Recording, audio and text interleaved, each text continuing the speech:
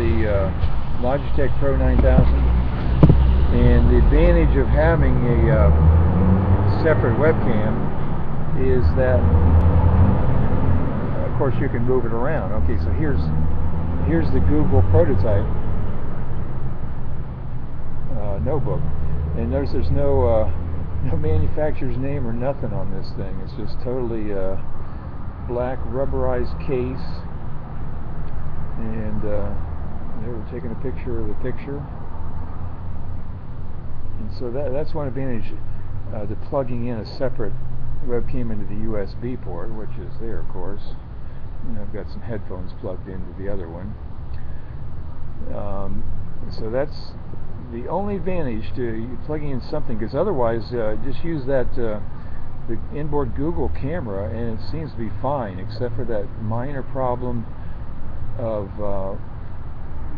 if you have a bright background, it's going to darken the foreground or darken the face. So that's the only disadvantage. Okay, so this looks pretty good, and we set this video on 720 kbps, a little lower than the couple before that, which were up at like 980. And the idea is to see if we can get less jerkiness in motion.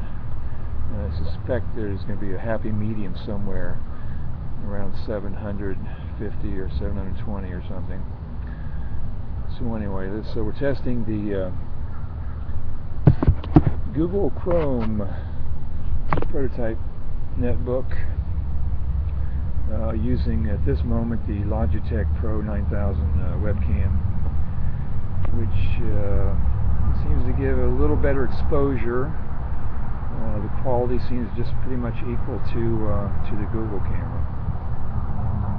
So a lot of people have been complaining that they think the Google camera is not very good quality, but actually it is. So there's a good example of pixelation. We're there on that building at the top. You see the label up there, and it says judicial. But since we're at an angle, it's like pixelated. See on that? Let me see if I can get in front of it. So you can see that's one limitation, is this thing will pixelate. Yeah, see, you can see a little pixelation there as it tilts. But if you get off at an angle, then it really starts pixelating there.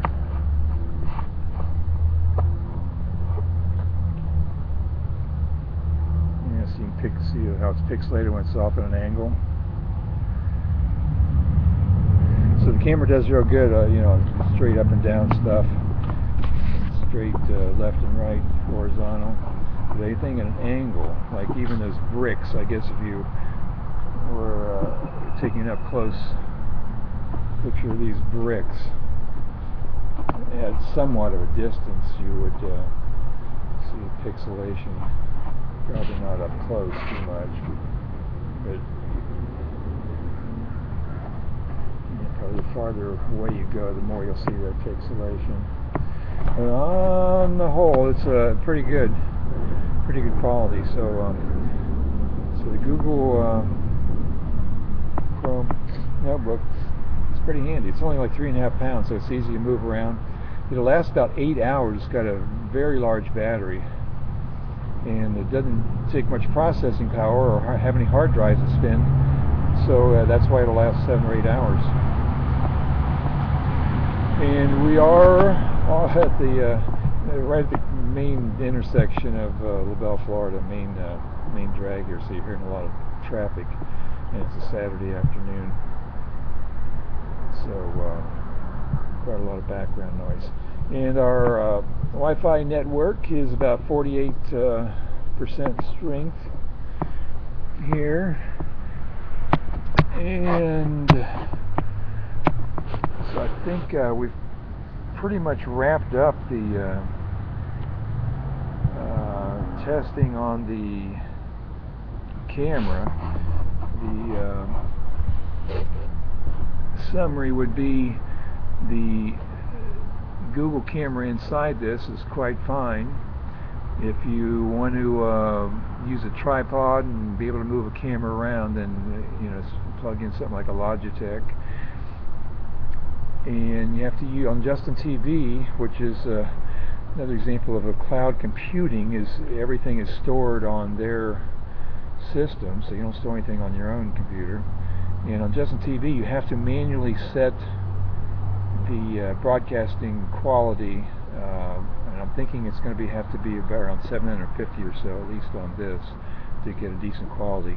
Because sometimes it will automatically set it around 200 kilobits per second, and it's way too low, and you get a really pixelated picture. So anyway, that's a fairly lengthy discussion here. I think we pretty much got wrapped up how to use the camera on the Google Notebook. The only thing maybe to test is to see how fast you need that kilobits per second going for the best quality and without having any jerkiness in the motion. Alright, so that's about it for now, and we'll resume some testing here from LaBelle, Florida. Don Brown testing the Google Chrome Cr-48 prototype computer.